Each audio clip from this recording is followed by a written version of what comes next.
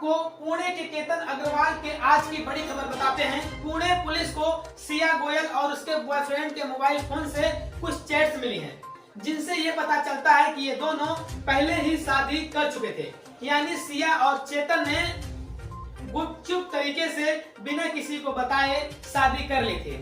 सबसे हैरान करने वाली बात है कि दोनों ने ये शादी केतन की हत्या करने से लगभग 4 महीने पहले कर ली थी।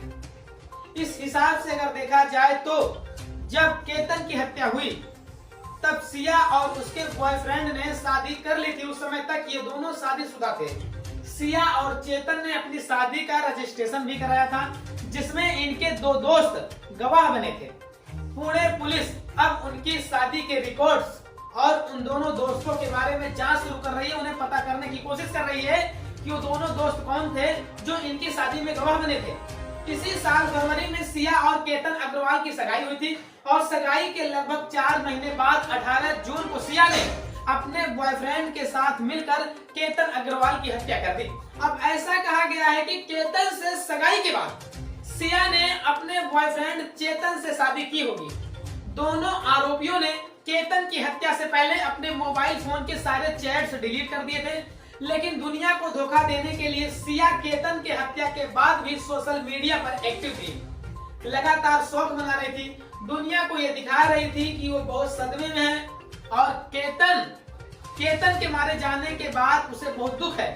अब पुलिस उनके मोबाइल फोन से डिलीट किए गए सभी मैसेजेस को, सभी चैट्स को रिकवर कर रही है और ये भी पता लगा रही है कि दोनों आरोपियों ने शादी के बाद अपने परिवार से छिपाई थी या फिर इनके परिवार को ये बात पता थी। पुलिस इस बात की जांच कर रही है क्या दोनों ने वास्तव में शादी की भी थी या नहीं। अगर की थी तो क्या वो शादी कानूनी रूप से रजिस्टर थी, कहाँ थी, अब इस बात की जांच चल रही है। सबसे बड़ा सवाल कि सिया अपने बॉयफ्रेंड से शादी करने के बाद एक दूसरे लड़के से शादी करने के लिए तैयार क्यों हुई और लगातार उस लड़के के साथ उस रिश्ते में क्यों थी। अब पुलिस इस मामले से जुड़े डिजिटल सबूतों को इकट्ठा कर रही है और उन सभी की जांच कर रही है। और कल्पना कीजिए कि 20 साल की सिया और 22 साल के चेतन के दिमाग में आखिर क्या क्या चल रहा था। चेतन सिया का बॉयफ्रेंड था, इसके बावजूद सिया ने केतन से सगाई कर ली और फिर उसने चेतन से शादी कर ली और फिर बाद में दोनों ने केतन की हत्या कर दी। आखिर रिश्तों को लेकर इस पीढ़ी में इन लोगों ने इतना कंफ्यूजन क्यों था, ये अपने आप में एक सोचने वाली बात है।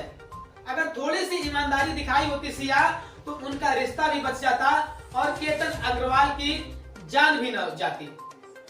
इस समय बहुत सारे लोग इस मामले में सिया के साथ सहानुभूति दिखा रहे हैं। ये तर्क दे रहे हैं कि सिया पर शायद पारिवारिक दबाव रहा होगा, क्योंकि हमारा समाज है ही ऐसा, इसलिए वो केतन से शादी के लिए इनकार नहीं कर पाई। समाज का दबाव है, परिवार का दबाव है, लेकिन अब सवाल ये है कि अगर सिया पर पारिवारिक दबाव था तो भी उसने फिर चेतन से शादी क्यों की।